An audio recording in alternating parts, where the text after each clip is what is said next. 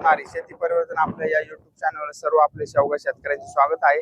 मित्रांनो, आता सगळीकडे आता चांगल्या प्रकारे पाऊस चालू झालेला आहे आणि पावसाची अशी संततधार आहे, म्हणजे नुसते असे बारीक बुरबुर सारखी चालू। त्याच्यामुळे काय झालं, ज्या मित्रांच्या शेंगा आहे त्या बऱ्याचशा आता खराब झालेल्या आहे, शेंगा अशा खालून वाळत आहे। त्याला किती पण स्प्रे घेतला तर आता ते शक्य नाही आपल्याला ती शेंग चांगली होणं। तर आपल्याला त्याच्याकरता आता तुमचा आहे तो माल तुम्ही मार्केटला नेऊन लवकर विकणे आणि त्याच्यानंतर कटिंग करून घेणे, म्हणजे आपल्याला पुढल्या बाराचं नियोजन करता येईल। अशा पद्धतीने आपल्याला तुम्हाला नियोजन करायचंय। तर आपण गेल्या आठवड्यात आपली कटिंग केलेली होती, त्याच्यानंतर आपण सर्व मित्रांना सांगितलं होतं स्प्रे कोणता घ्यायचा काय। आपण परत पुन्हा आजच्या व्हिडिओत पण ते सांगतोय मी। तर आपण त्याच्यावर रोटरवेटर मारून घेतलं, बघू शकता तुम्ही मित्रांनो। अशा प्रकारे आता रोटरवेटर मारून पूर्ण असा भुगा झालेला आहे। आपण याचे डबल रोटरवेटर मारलेले आहे। आता आपल्या बागाला 4थं वर्ष चालू झालेले आणि नवीन डीर पण निघायला लागलेले मित्रांनो, बघू शकता तुम्ही। हे बघा, आता कॅमेरा थोडा जवळ केल्यानंतर तुमच्या लक्षात येईल नवीन आपल्या झाडांना आता डोळे पण निघायला सुरुवात झालेली। हे बघा, बघू शकता चांगल्या प्रकारे अशी डोळे निघते। आणि मित्रांनो, छाटणी करताना आपण सांगितलं होतं बऱ्याच मित्रांना, आता आपलं समजा 4थं वर्ष झाड आहे, पण जो मधला सरळ जाणार स्टेम्प तो आपण पूर्वीपासून कट केलेला आहे। मागच्या पाळीला पण आपण इथून कट केलेला होता, आता इथून पण कट केलेला आहे जो आलेला होता तो। आणि झाडाच्या साईडच्या फाट्या ठेवायचं, म्हणजे जेणेकरून आपल्याला झाड आडवं होईल आणि झाडाची उंची जास्त होणार नाही। अशा पद्धतीने आपण ही छाटणी केलेली आहे।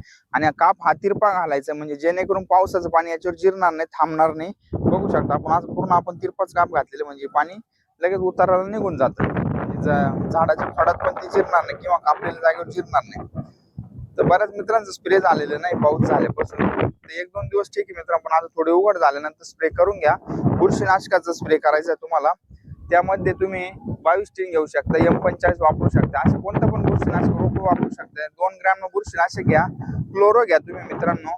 क्लोरो घेताना तुम्हाला 1.5 मिलीने घ्यायचं 1 लिटरला। अशा प्रकारे पूर्ण झाडाला पूर्ण वल्ल करून घ्यायचं, म्हणजे झाडामध्ये जी समजा पूर्वीचे काही आळीचे अंडे वगैरे असतील ते सगळे नायनाट होऊन जाईल आणि झाड आपलं व्यवस्थित असं फुटवा करेल।